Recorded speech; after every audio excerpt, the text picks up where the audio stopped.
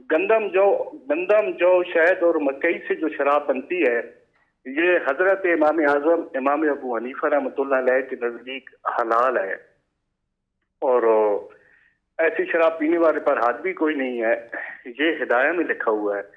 तो ये क्या मसला है, इसकी जरा वजाहत फरमाएं जो है ना, ठीक है, अच्छे तरीके से डिटेल से जो है ना। ठीक है जी सुबैल भाई, बहुत अच्छा सवाल। मुफ्ती साहब सबसे पहले वो गंदम का जो मसला है वो हल फरमाएं। देखें, ये बुनियादी तौर पर जो शराब है, शराब तो ना कोई हलाल कर सकता है और ना उसके लिए कोई मसला है। असल बुनियादी तौर पर नबीज़ के हवाले से, नबीज़ तमर है उस हवाले से, या ऐसा मशरूब है कि जिसके अंदर अभी नशे वाला उनसर पैदा नहीं हुआ है, तो बाज़ फुक़हा का ये है कि जब तक वो नबीज़ है और उसके अंदर ये चीज़ नहीं आई है तो आप उसको इस्तेमाल कर सकते हैं। और बाज़ एहतियातन कि क्या पता उसमें कहीं कोई उनसर आया हुआ और हम उसको इस्तेमाल कर लें, उससे भी मना करते हैं।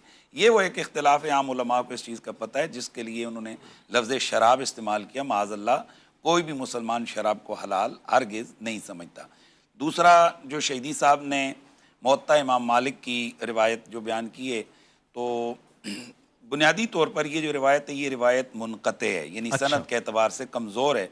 और इसके मुकाबले में जिन अहादीस के अंदर जल्दी इफ्तार करने का हुक्म दिया गया है वो सिहा के अंदर हैं, और इस पर तमाम उम्मत का और बिलखुसूस सहाबा कराम का इस पर मामूल हमारे पास रिवायतों में रिपोर्ट हुआ है। इसको हम ज़्यादा से ज़्यादा, इसकी अगर हम सही भी मान लें तो इसके यही है कि हालात की वजह से अगर कहीं आपके पास इफ्तारी की कोई चीज़ मौजूद नहीं है, किसी सफ़र में नमाज पहले पढ़ ली बाद में कर ली, या बयान जवाज़ के लिए कि कहीं कोई ये समझ रहा हो कि भाई इसका तो रोज़ा ही, जैसे हमारे देहातों में कि 3-4 मिनट रोज़ा लेट हो गया तो वो इसका तो रोज़ा ही ख़त्म हो गया, तो शायद उन्होंने उस बयान जवाज़ के लिए, ये भी अगर हम इस हदीस को सही समझें तो।